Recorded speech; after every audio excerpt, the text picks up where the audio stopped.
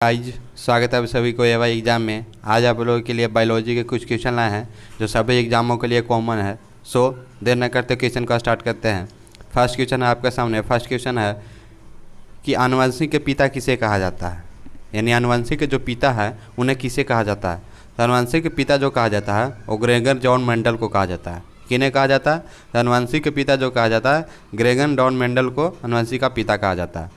चलिए next question की ओर बढ़ते हैं। नेक्स्ट क्वेश्चन है आपके सामने कि हरगोविंद खुराना को नोबेल पुरस्कार किस खोज के लिए मिला था। हरगोविंद खुराना जो थे उनको नोबेल पुरस्कार जो मिला था वो किस खोज के लिए मिला था। तो हरगोविंद खुराना को नोबेल पुरस्कार जो मिला था डीएनए से संबंधित खोज के लिए मिला था। किसके लिए? डीएनए से संबंधित जो खोज था उनके लिए नोबेल पुरस्कार उन्हें मिला था, डीएनए से संबंधित। चलिए नेक्स्ट क्वेश्चन की ओर बढ़ते हैं। नेक्स्ट क्वेश्चन है आपके सामने कि राइबोसोम को क्या कहा जाता है। तो राइबोसोम को जो कहा जाता है प्रोटीन को फैक्ट्री कहा जाता है। राइबोसोम को क्या कहा जाता है? प्रोटीन को फैक्ट्री कहा जाता है। देखिए क्वेश्चन घुमा कर भी पूछेगा कि प्रोटीन को फैक्ट्री किसे कहा जाता है। प्रोटीन का जो फैक्ट्री कहा जाता है उसे किसे कहा जाता है? तो प्रोटीन का जो फैक्ट्री कहा जाता है वो राइबोसोम को कहा जाता है। किन्हें? राइबोसोम को प्रोटीन का फैक्ट्री कहा जाता है। चलिए नेक्स्ट क्वेश्चन की ओर बढ़ते हैं। नेक्स्ट क्वेश्चन आपके सामने घुमा फिरा के जैसे क्वेश्चन पूछेगा उसके अनुसार आप लोगों को बताया जा रहा है। चलिए नेक्स्ट क्वेश्चन है आपके सामने कि मानव शरीर में गुणसूत्रों की संख्या कितनी होती है। द मानव शरीर में गुणसूत्रों की जो संख्या जो होती है वो होती है 46। गुणसूत्रों की संख्या कितनी होती है? 46 होती है। लेकिन जोड़ा कितना होता है? देखिए दो तरह से पूछेगा कि मानव शरीर में गुणसूत्रों की संख्या कितनी होता है, तो आप तो डायरेक्ट बोल दीजिएगा 46। लेकिन पूछेगा कितने जोड़े होते हैं, तो 23 जोड़े होते हैं। कितने? 23 जोड़े होते हैं मानव शरीर में गुणसूत्रों की संख्या। चलिए नेक्स्ट है कि चेचक के टीके की खोज किसने की थी। चेचक के टीके की खोज किसने की थी? तो चेचक के टीके का जो खोज किए थे वो किए थे एडवर्ड जेनर ने। चेचक के टीके की खोज किसने किया था? एडवर्ड जेनर ने चेचक के टीके की खोज किया था। यानी राइट आंसर एडवर्ड जेनर है जो टीके के खोज किए थे। चलिए नेक्स्ट क्वेश्चन है आपके सामने कि स्वस्थ मनुष्य के शरीर का पीएच मान कितना होता है। स्वस्थ मनुष्य का जो शरीर होता है उसके रक्त का पीएच मान क्या होता है, यानी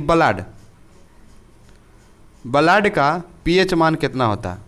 तो ब्लड का जो पीएच मान होता है 7.4 होता है। तो आप लोग कमेंट बताइए कि 7.4 अम्लीय है, क्षारीय है या उदासीन है। आप लोग कमेंट बताइएगा कि 7.4 को हम क्या कहेंगे, अम्लीय कहेंगे, क्षारीय कहेंगे या उदासीन कहेंगे। और इसका आंसर है कि स्वस्थ मनुष्य के शरीर का रक्त का जो पीएच मान होता है, यानी जो ब्लड होता है उसका पीएच मान जो होता है वो 7.4 होता है। चलिए नेक्स्ट क्वेश्चन की ओर बढ़ते हैं। नेक्स्ट क्वेश्चन है आपके सामने कि लाल रक्त कणिकाओं आरबीसी का निर्माण कहाँ होता है। लाल रक्त कणिका जो होती है आरबीसी, उसका निर्माण कहाँ में होता है। तो आरबीसी का जो निर्माण होता है अस्थि मज्जा में होता है। आरबीसी का निर्माण कहाँ होता है? अस्थि मज्जा में होता है आरबीसी का निर्माण, यानी लाल रक्त कणिकाओं का निर्माण अस्थि मज्जा में होता है। चलिए नेक्स्ट क्वेश्चन की ओर बढ़ते हैं। नेक्स्ट क्वेश्चन है आपके सामने कि कोशिका की खोज किस वैज्ञानिक ने किया था। कोशिका की खोज किस वैज्ञानिक ने किया था। तो कोशिका के जो खोज किए थे वो अंग्रेज वैज्ञानिक रॉबर्ट हुक ने किया था। किसने किया था? अंग्रेज वैज्ञानिक रॉबर्ट हुक ने कोशिका का खोज किया था। चलिए नेक्स्ट क्वेश्चन की ओर बढ़ते हैं। नेक्स्ट क्वेश्चन है आपके सामने कि नवजात बच्चों के शरीर में कितनी हड्डियाँ होती है।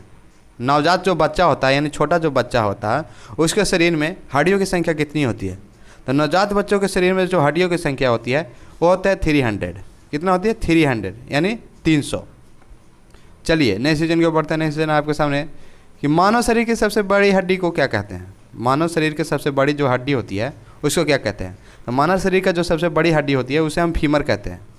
सबसे बड़ी हड्डी को क्या कहते हैं? फीमर कहते हैं। और ये फीमर जो है वो कहाँ पे पाया जाता है? तो फीमर जो पाया जाता है वो जांघ की हड्डी में पाया जाता है, यानी जांघ की हड्डी रहता है उसको हम फीमर कहते हैं। यानी सबसे लंबी हड्डी जो हमारे पास होता है वो जांघ में होता है। आप लोग चेक कीजिएगा जांघ में, डॉक्टर तो नहीं है लेकिन चेक कीजिएगा कि सबसे बड़ी हड्डी जांघ ही में होता है। चलिए नेक्स्ट क्वेश्चन है आपका सामने कि मनुष्य के शरीर की सबसे छोटी हड्डी को क्या कहते हैं। मनुष्य के शरीर के सबसे छोटी हड्डी होती है उसको क्या कहते हैं। तो मनुष्य के शरीर के जो सबसे छोटा हड्डी होता है उसको स्टेपेज कहा जाता है। क्या कहा जाता है? स्टेपेज कहा जाता है। और स्टेपेज जो है पूछेगा कि स्टेपेज कहाँ पाई जाती है, तो स्टेपेज जो पाई जाती है वो कान में पाई जाती है। कहाँ पाई जाती है? स्टेपेज जो पाई जाती है कान में पाई जाती है। चलिए नेक्स्ट क्वेश्चन की ओर बढ़ते हैं। नेक्स्ट क्वेश्चन है आपके सामने कि मनुष्य की छाती में, मनुष्य का जो छाती होता है यानी आपका जो छाती है उसके दोनों तरफ कितनी पसलियाँ होती हैं? दोनों तरफ कितनी पसलियाँ होती हैं? तो मनुष्य की छाती में दोनों तरफ जो होती है 12 पसलियाँ होती हैं, यानी 12 पसलियाँ होती हैं। चलिए नेक्स्ट क्वेश्चन की ओर बढ़ते हैं। नेक्स्ट क्वेश्चन है कि आरबीसी यानी लाल रक्त कण जो होता है कब्रगाह किसको कहा जाता है? लाल रक्त कणिका की कब्रगाह किसे कहा जाता है? तो लाल रक्त कणिका के जो कब्रगाह कहा जाता है वो कहा जाता है यकृत और प्लीहा को। किसको? यकृत और प्लीहा को लाल रक्त कण की कब्रगाह कहा जाता है। लाल रक्त कणिका का, लाल रक्त कण का शॉर्ट फॉर्म क्या होता है? आरबीसी। क्या होता है? आरबीसी। चलिए नेक्स्ट क्वेश्चन की ओर बढ़ते हैं। नेक्स्ट क्वेश्चन है, लास्ट क्वेश्चन है आपके सामने कि रक्त का थाका बनाने के लिए, रक्त का थाका बनाने के लिए किस विटामिन का प्रयोग होता है? तो रक्त का थाका बनाने के लिए जिस विटामिन का प्रयोग होता है वो विटामिन के है। कौन सा? विटामिन के का प्रयोग जो होता है रक्त को थाका जमाने के लिए किया जाता है। अगर विटामिन के की कमी रहेगा तो अगर आपका हाथ कट जाएगा तो हाथ कटने के साथ आपका जो ब्लड है वो सब बाहर आ जाएगा। अब ब्लड बाहर सब होने के कारण आपको मृत्यु हो सकती है। इसीलिए के की कमी ज़्यादातर व्यक्ति में नहीं रहता। जिस व्यक्ति में कमी रहती है उसको के की कमी को भरपाई करने पड़ता है। सो रक्त का थक्का बनाने में किसका विटामिन की कमी होती है? के सहायता होता है। थैंक यू वीडियो देखने के लिए।